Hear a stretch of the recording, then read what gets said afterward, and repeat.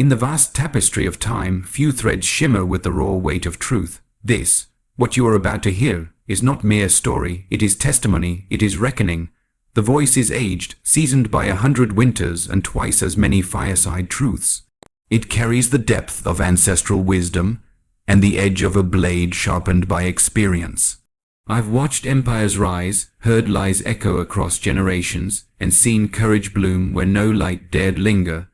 But of all tales etched in the ledger of memory, this tale of a uniform, a woman, a fall, and a rising, is carved into the marrow of what it means to be human. It begins on a hot afternoon in Atlanta, with a cane striking concrete and a silence louder than sirens. What followed was not just a confrontation, it was an unveiling, and now you must bear witness too. The voice pauses, not for drama, but for gravity, for reverence. This is a one storyteller, and this is where history breathes again. Unitad soffocante en un barrio del sur de Atlanta. El tráfico avanza lento, y el cala se fund con el asfalto. Una anciana negra cruza la cal con paso firme, aunque posado, vist con sobria elegancia, vestido azul marino. Guantes blancos, sombrero discreto, apoya su caminar en un bastón de madera talada, que pes más una extensión de su cuerpo, que una herramienta de ayuda. Ella es Martha Ellison, nadie en el vecindario sabe mucho de ella, solo que pes cada viernes, compra pan de maíz en la tienda de la esquina. Y de sapes, como si nunca hubiera estado ahí. Esa tarde, el oficial Bryce Dalton patrulla con desgano. Es joven, blanco, arrogante, de familia de policías, condecorados to-dos. Su uniforme está impecable, su actitud, cargada de autosuficiencia. Cuando vi a Martha avanzar lentamente en medio del cruz peatonal, aprieta los dientes. Da un brusco giro al volante, se detiene junto a ella y le ordena que sea pure. Ella no lo mira, no se detiene. Continúa caminando como si la autoridad no tuviera poder sobre su andar. El bajo del auto, alterado, le grita de nuevo. Cuando ella murmura algo inaudible, él la empuja. Luego viene el bastonazo a su pierna y después el golpe brutal que la lanza al suelo. El bastón ruda, el sombrero que, y desde un balcón, un celular registra todo. Lo que percha otro caso más de abuso policial se transforma en noticia nacional en menos de 24 horas. El video se vuelve viral. Los redes sociales arden. Dalton es suspendido, pero sin cargos formales. La narrativa oficial habla de uso excesivo de la fuerza en situación ambigua. Pero todo cambia cuando una carpeta marcada con la sigla FBI llega a manos del capitán de la comisaría, Quinn. En estado de shock, llama a Dalton de inmediato. Dentro del archivo confidencial, el nombre completo de la anciana, Martha Ellison, agent especial retirada unidad de infiltración avanzada. Código, Buffalo. Durante 3 décadas, Martha fue una de los operativos más respetadas y temidas del FBI. Se infiltró en grupos supremacistas, milicias armadas, redes de narcotráfico y células terroristas, sobrevivió a múltiples atentados, su historial estaba selado, por seguridad, por conveniencia política, por miedo. Dalton, al enterarse de Quinn golpeó, entra en una espiral interna, sabe que ha cometido un error, no solo legal, moral, su figura pública comienza a deteriorarse. Los amenazas ligan desde ambos lados, defensores de la ley que lo consideran blando por no defenderse, y activistas que claman justicia, pero lo que lo desarma por completo sucede 2 noches después. Martha perch en la puerta de su departamento, no con escolta, no con cámaras, sola, lúcida, intacta, le pide entrar, él, sin palabras excede, en silencio, ella abre una carpeta y la deja sobre su mesa, contiene fotos de él de adolescente, otras de su padre, archivos, informes internos, él los joya con desconcierto creciente, ella habla por fin. Tu padre y yo nos cruzamos una vez. No fue una conversación. Fue una advertencia. Los documentos revelan que Jeremiah Dalton, su padre, fue responsable de la muerte encubierta de 2 adolescentes afroamericanos en los años 90. El coso Cicero por falta de pruebas, pero Martha había seguido la pista. Nunca pudo acusarlo formalmente, pero no lo olvidó. Cuando el apellido Dalton volvió a aparecer en sus informes, supo que la historia no había terminado. El relato de Martha desarma a Bryce, lo obliga a mirar hacia atrás, a recordar cosas de su infancia que había enterrado. El miedo que su madre tenía al uniforme, los palabras que no se decían en la mesa, las noches en que su padre volvía manchado de barro furioso, y nadie preguntaba por qué. El hijo se ha convertido en hijo del padre sin saberlo, y ahora esa misma sombra amenaza con devorarlo. Los siguientes semanas son un infierno. Dentro de la comisaría Dalton es visto como traidor. La Jeeves lo prisionan para negar cualquier vínculo con Martha, para proteger la integridad institucional. Pero el virus de la verdad ya ha entrado, documentos comienzan a filtrarse, casos antiguos salen a la luz. Dalton, en medio de una tormenta que él mismo ayudó a desatar, debe elegir silencio o lealtad o verdad y ruina. Martha, por su parte, decide hablar. En una rueda de prensa inesperada, sin estridencias, relata su historia. Describe cómo fue enviada a Moria más de una vez por burócratas que querían encubrir el racismo sistémico. Cómo sobrevivió. Cómo la usaron y luego la hicieron desaparecer, celando sus expedients. Sus palabras no son un grito, sino un eco de décadas de silencio. Me enseñaron a infiltrar. Nunca imagine que mi última operación sería cruzar la calle de mi propio barrio.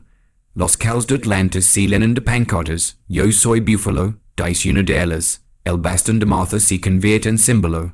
Dalton, y fuera del cuerpo policial, entrega al fiscal federal documentos clasificados que demuestran encubrimientos sistemáticos dentro de su antigua unidad. Su vida, profesional y personal, se desmorona, pero por primera vez, siente que respira. Meses después, Martha mura en su casa, en paz, rodeada de plantas, libros y retratos de colgas quedos. En su funeral, hay agents del FBI, activistas, vecinos y periodistas. Dalton también está allí, con traje sencillo y mirada firme. Nadie lo señala, nadie lo aplaude, solo está presente, como testigo, como parte de la historia. En una escuela del sur, una profesora muestra a sus alumnos un mural que cubre la pared del gimnasio. El rostro de Martha, con el bastón alzado, y detrás de ella, rostros difusos que representan a todos aquellos a quienes protegió. Una niña pregunta, ella fue una heroína. La profesora sonríe, casi con lágrimas. Ella fue alguien que eligió seguir de pie. Cuando todo el mundo quería verla caer, y en un rincón digital, el nombre Martha Ellison comienza a aparecer junto al de otras figuras históricas, no como leyenda, como recordatorio, como advertencia, como promesa. Una tarde pasada se desploma sobre el sur de Atlanta. El air vibra con el zumbido constante del tráfico, el murmullo de los radios, el roce de las cortinas de los puestos ambulantes, y el crujido de las ramas resecas que arrastra el viento. En una esquina olvidada por el tiempo, Martha Ellison avanza con paso lento pero sereno. Su figura impone algo extraño, no por temor, ni por presencia física, sino por una autoridad silenciosa.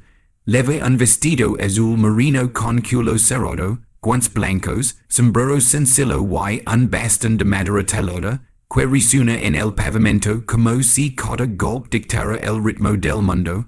Martha no mira a nadie, pero todos la miran. La conocen, la respetan, pero nadie sabe realmente quién es. Compra siempre en la misma tienda, pide lo mismo, y se marcha sin saludar ni hablar más de lo necesario. No tiene familia visible, no comparte su historia. Es una constante muda en el paisaje variable del vecindario. Al otro lado de la ciudad, el oficial Bryce Dalton comienza su turno. A sus 29 años, su carrera ha sido meteórica. Graduado con honors, varios reconocimientos por eficiencia y disciplina, y un apellido que carga con peso institucional. Su padre, Jeremiah Dalton, Few un icono de la fuerza policial local. Bryce camino. Sabe una alfombra tejida por la reputación de su familia. No duda de su lugar en el mundo, ni de lo que significa orden. Lo aprendió desde la cuna. Uniform limpio, obediencia, fuerza. Su problema no es la ley. Es que crece la ley. Es dia, el destino y la historia se cruzan. Martha intenta cruzar la calle frente a la tienda. El semáforo está a punto de cambiar. Un coche toca bocina. El tráfico se impacienta. Dalton observa la escena desde su patrola y frente el seno. Detiene el auto de golpe. Activa la sirena brevemente y bajo apresuradamente. Senora, retires de la vía, grita. Martha no responde. Le estoy hablando, enade alzando la voz. Ella gira la cabeza con lentitud, apenas lo suficiente para mirarlo a los ojos. Luego sigue caminando. Dalton, desbordado por una furia ancestral que ni él entiende, la alcanza, la agarra del brazo con brusquedad. Ella resiste.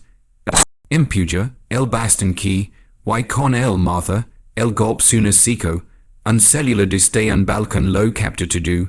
La queda, el rostro impassible del oficial, el temblar de la mano de Martha tratando de incorporarse. El video se difunde como pólvora en redes sociales. La indignación es inmediata.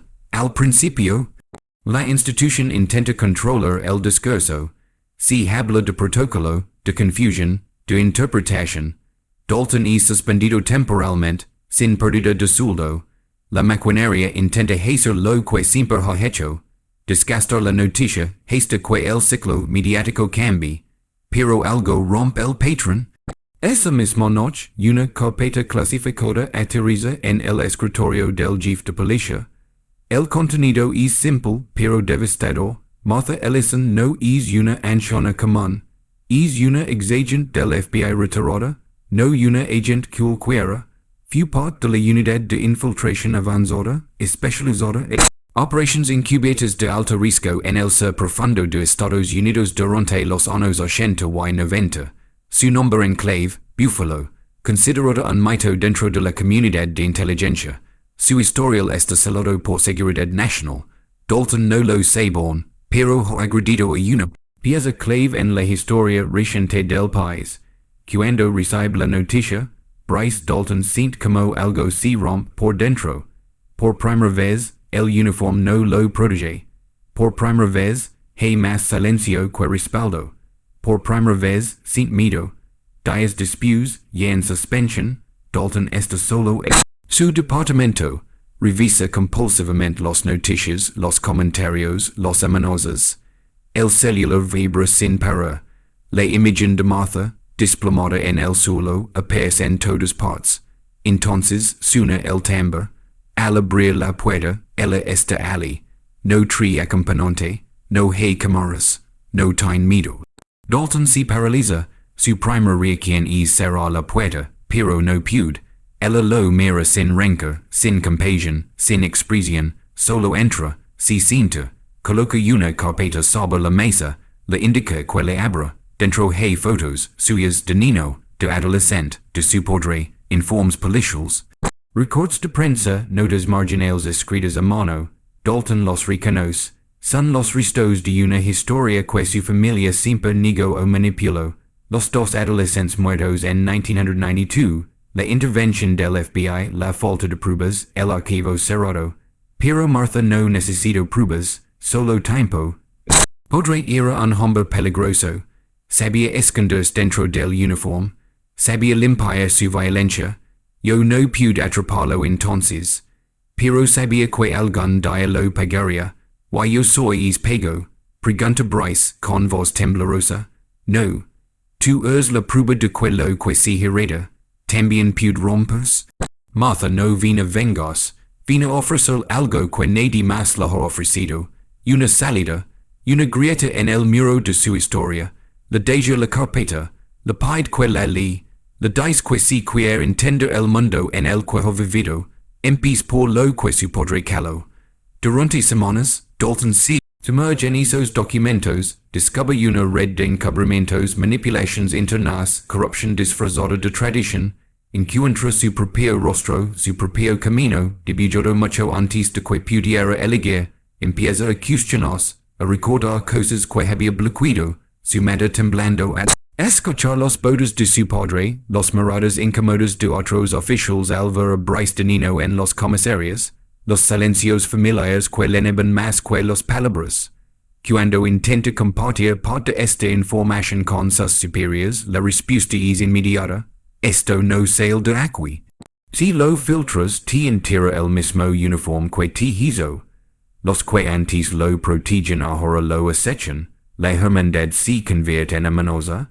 Dalton comprende que el sistema al que servió sin pensar no perdona traidores. Y él, al dudar, y es uno de ellos. Martha, mientras tanto, hace lo impensable, habla públicamente, a través de una entrevista cuidadosamente producida, rompe su silencio. No hay dramatismo, no hay venganza, solo hechos, nombres, fechas, detalles que solo alguien que estuvo allí podría conocer.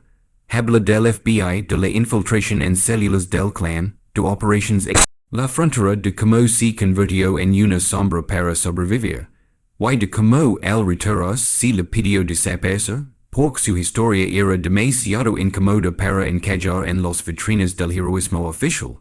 Sus palabras encienden una loma, no de rabia sino de memoria. La comunidad responde con respeto, se organizan vigilias, se pintan murales, se pronuncia su nombre en espacios donde antes solo se repiten consignas vacías. El bastón que Bryce hizo que se convierte en símbolo de firmeza. Buffalo aparece en pancartas, canciones, grafitis. Dalton do el paso final, entrega todos los documentos al fiscal federal, involucra a su padre y fallecido, pero también a tres oficiales activos.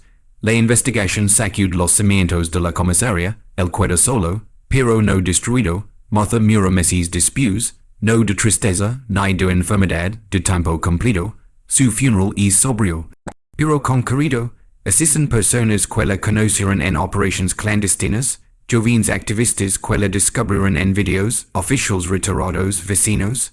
Dalton también está allí, no como redimido, no como símbolo, solo como un hombre que decidió no repetir. En una escuela primaria del vecindario, una niña señala el mural con el rostro de Martha. Ella era policía, no responde la maestra. Ella era algo más. Ella fue quien nos recordó que la justicia real no siempre lleva uniforme. Y por primera vez en décadas alguien recuerda el nombre Ellison no como un susurro de archivo, sino como una lección viva. El sol que denso sobre los aceras agrietados del sur de Atlanta. El air vibra con electricidad contenida, como si algo antiguo y olvidado respirara bajo los cimientos de la ciudad. En medio del mamalo urbano, una figura camina con una coma que desarma. Martha Ellison, de 76 años, lleva el mismo atuendo cada viernes. Vestido azul oscuro, sombrero de ala corta, guantes blancos y un bastón de madera telada que golpea suave, mente el suelo a cada paso. Los vecinos la saludan con respeto, aunque pocos saben algo concreto sobre ella. A veces sonríe, otros no. Pero todos coinciden en que hay algo en su mirada que hace bajar la vista incluso al más desafiante. Mientras tanto, en otro punto del vecindario, el oficial Bryce Dalton revisa el tablero digital de su patrola. Alto, robusto, de mirada dura y voz firme, representa la quinta generación de una familia de policías blancos. Para él, el uniforme no es una prenda, es un legado. Su padre, Jeremiah Dalton, fue capitán condecorado. Su abuelo, un hero local durante los disturbios de los años 60. Creció escuchando historias de orden y honor, pero también de ellos y nosotros.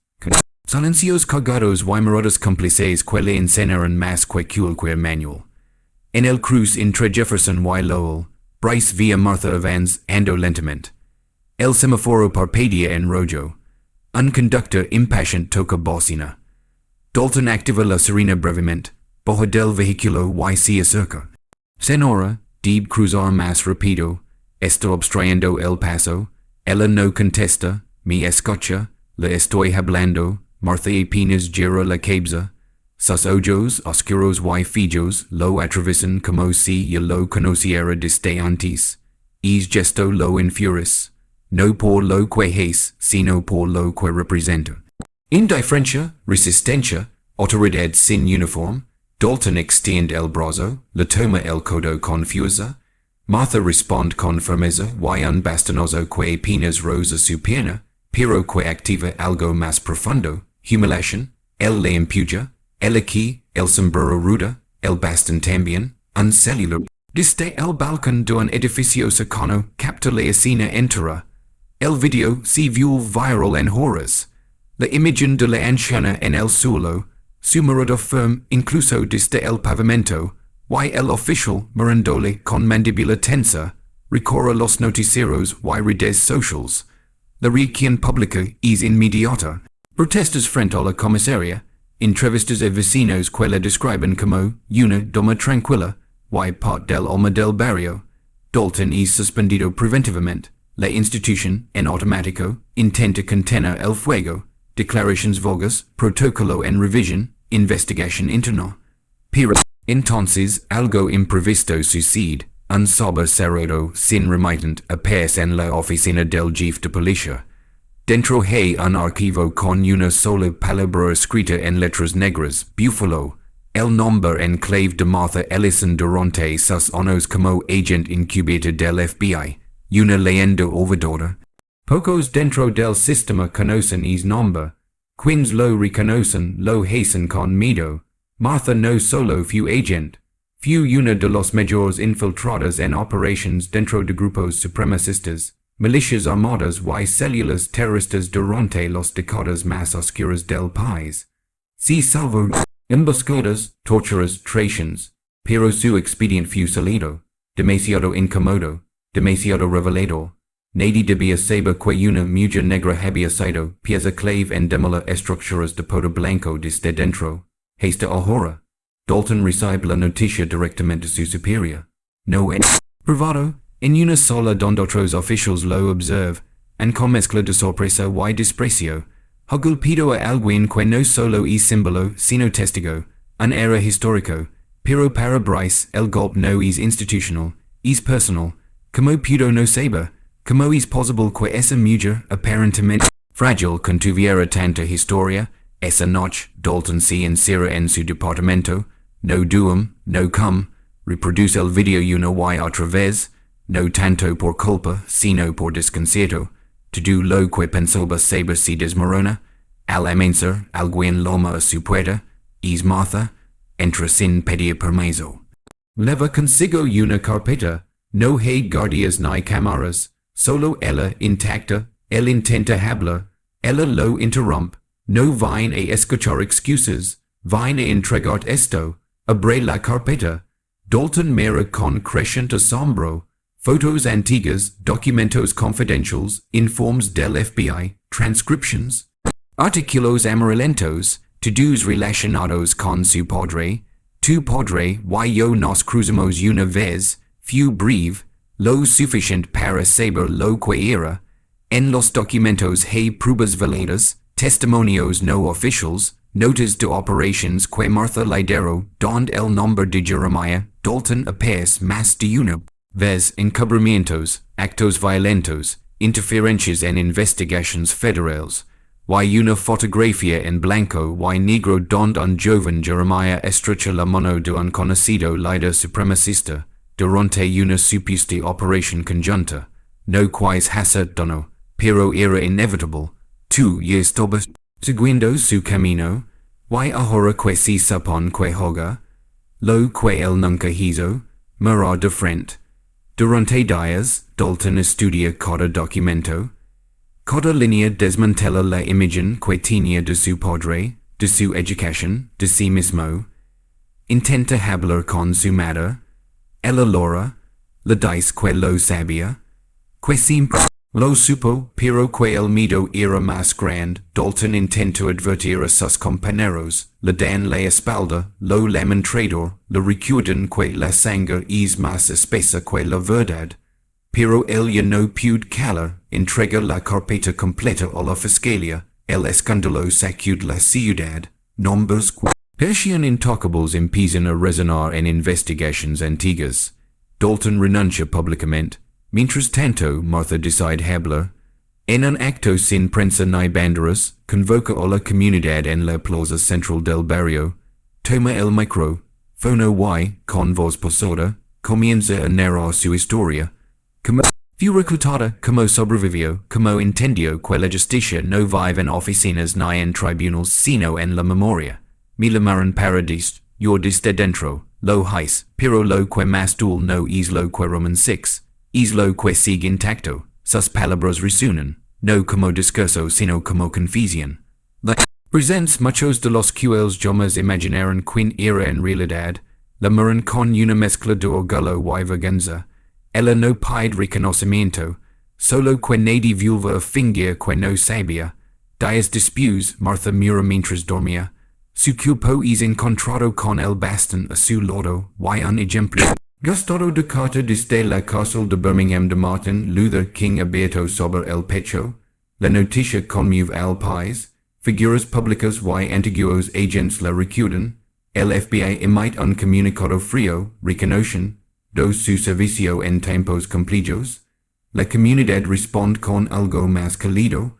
Un mural frente a la tienda donde compraba pan de maíz, con su rostro en tonos dorados y una frase escrita debajo. La verdad también se esconde en silencio. Dalton asiste al funeral. Se sienta en la última fila. No lleva uniforme, no es aplaudido, tampoco rechazado, solo está hoy. Cargado con el peso de lo que fue y el deber de lo que pudo ser. En su mano sostiene el mismo bastón que ella usó.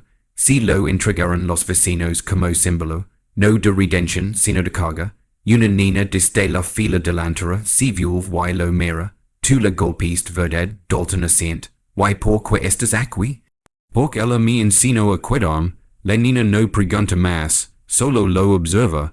Y en sus ojos, por un segundo, el cree ver un futuro que no repite, sino que recuerda.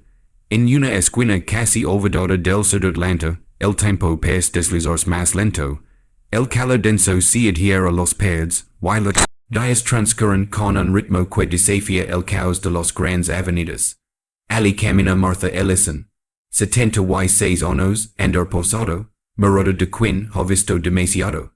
Su silueta, siempre impecable en su vestido azul marino, es parte del paisaje.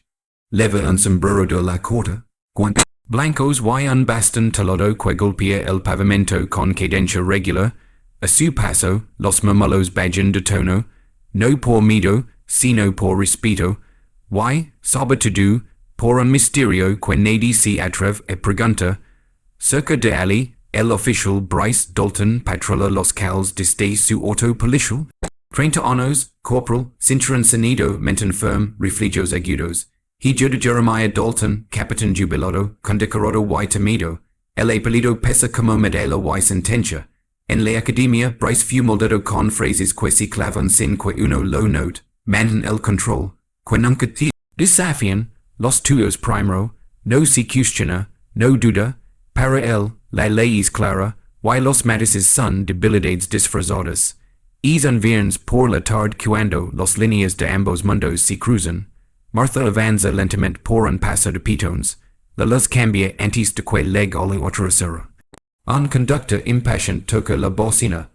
Dalton detiene su patrulla bruscamente y bajo con la autoridad que siempre ha asumido como propia. Al verla, su seno se frunce. Una anciana negra, caminando con deliberación, sin prisa ni disculpa. Para él, una figura que no obedece como debería. Senora. Apuris, no puede quedarse en medio de la vía dice con voz firme. Martha no responde, solo sigue avanzando. Esta sorda, le estoy hablando, grita. Ella gira apenas el rostro. Su mirada es seca, templada, sin miedo, y sin palabras. Esa posa, esa aparente falta de sumisión, es más que un gesto. Es una afrenta. Dalton se acerca de golpe, la toma del brazo. Ella se resiste, él la empuja. Martha que, el bastón rebota contra el concreto. La escena es breve, pero alguien la graba desde un balcón cercano. En menos de una hora, el video circula por redes sociales. El rostro pétreo de Dalton. Cuerpo de Martha en el suelo, la furia contenida en miles de comentarios. Los autoridades suspenden a Dalton de inmediato, intentando evitar un incendio mayor. hablan de revisión de protocolo, uso de fuerza, era humano, pero el incendio ya ha comenzado, vecinos el zancartels, medios nacionales ligan a cubrir la historia, marchas pequeñas vigilias, Dalton encerrado en su casa, repite el video una y otra vez, buscando algo que justifique su reacción, pero el rostro de Martha, desde el suelo, lo atraviesa, no por dolor, por algo más parecido al juicio. Esa misma noche en el despacho del jefe de policía, lega un sobre sin remittent. Dentro un expediente clasificado con el sello del FBI. Martha Ellison, agent retirada, nombre enclave, Buffalo. Participante clave en operations encubiertas en el sur del país entre 1982 y 1999. Infiltrada en grupos extremistas. Colaboradora en más de una docena de operations federales de alto riesgo. Registro cedido por protocolo de seguridad nacional. La mujer empuñada al asfalto por un oficial no solo es una víctima, es una leyenda enterrada por la historia oficial. Los altos mandos intentan controlar la información. Pero es tarde. Alguien filtra parte del archivo a un periodista local. Pronto, el país entero sabe que la anciana de Boston fue pieza clave en la desarticulación de redes de odio que on hoy digan cicatrices. Dalton, al enterarse, entra en una especie de shock. Todo lo que crea conocer, todo lo que había heredado torces, una semana después Martha aparece en la puerta de su apartamento, no va acompañada, no sonríe, ella breve paralizado, ella entra sin invitación, leva una carpeta, la deja sobre la mesa, le dice que mira, que entienda, que le antes de hablar, dentro documentos. Informes internos del FBI, transcriptions de escuchas, fotos en blanco y negro, aparece su padre, Jeremiah Dalton, joven, uniform relucent, pero en contextos comprometedores. En reuniones con figuras que fueron objeto de investigaciones federales, con expresiones que desnudan su ideología a la del deber, Martha señala una página, tu padre estuvo en esa casa, yo también, solo que él como aliado, y yo, como infiltrada. Dalton la mira con incredulidad, eso es mentira, no lo es, lo encubrimos, no por protegerlo sino por protegernos. Su exposición habría colapsado operations activas. Él no sabe que responda, su mundo empieza a temblar. En los días siguientes Dalton se encierra con los documentos, vi su apellido escrito junto a palabras como collusion, encubrimiento, reclutamiento ideológico, su madre evita el tema. Al presionarla, ella solo murmura, yo tenía miedo. Grace. Él me decía que era por la seguridad de todos. La ciencia que él crea limpia comienza a revelarse como una cadena de silencios. Mientras tanto, Martha habla, no a los cámaras, a los vecinos, a los jóvenes que la ven como figura silenciosa de resistencia. No busca protagonismo, solo memoria. Habla de cómo fue reclutada, de los entrenamientos, de los años bajo identidades falsas, de los reuniones secretas en graneros del ser profundo, de los amenazas, de los compañeros que no sobrevivieron. Su historia despierta respeto y algo más profundo, una vergüenza que transforma. En el barrio. Los miradas hacia ella ya no son solo de admiración, son de duda. Dalton decide romper su silencio, entrega toda la carpeta a la Fiscalía Federal, señala a oficiales aún en servicio, herederos del mismo código que lo formó, su testimonio genera un sismo interno, algunos son suspendidos, otros se aferran al silencio, pero el cambio ya está en marcha. Dalton pierde amistades, su nombre es maldito en ciertos círculos, renuncia, Martha lo visita por última vez, lo encuentra en la banca de una plaza, lo hiciste le dice, no sé si fue suficiente, ninguna verdad lo es, pero una verdad dicha y una similar, ella se aleja sin mirar atrás, Dalton permanece sentado, por primera vez sin uniforme, solo él, y su nombre, ya no como herencia, sino como decisión. Martha mira unas semanas después, en casa, sola, su cuerpo es encontrado por un vecino que solía llevar fruta. En su mesita noche, un recorte de periódico con la foto de Dalton saliendo del tribunal con la carpeta en las manos. Why una nota escrita a mano, al fin uno escucho. El barrio le despide con una vigilia, velas, fotos, una línea de muchas negras recite sus nombres completos, en voz alta, como conjuro de memoria. El mural en su honor apeas 2 días después, su rostro en perfil, ojos cerrados, bastan en alto, y debajo, una sola palabra, present. Dalton, entre la multitud, no se acerca, observa desde lejos, no le pertenece homenage, pero la asocian, una niña de unos 10 años lo vi, si lo acerca. Usted era su amigo, no lo suficiente, la conoce, ahora sí. La niña asiente como si no necesitara más. Y vuelve con los demás. Dalton se queda un momento más. Luego camina hacia la avenida sin apuro, como Martha. Como quien aprendió que la justicia, a veces, también camina con bastón. Screen dims, a cane taps once, a voice low and final speaks. Truth never grows old, and silence never wins. We are a one storyteller. Until the next reckoning, remember, some stories do not end, they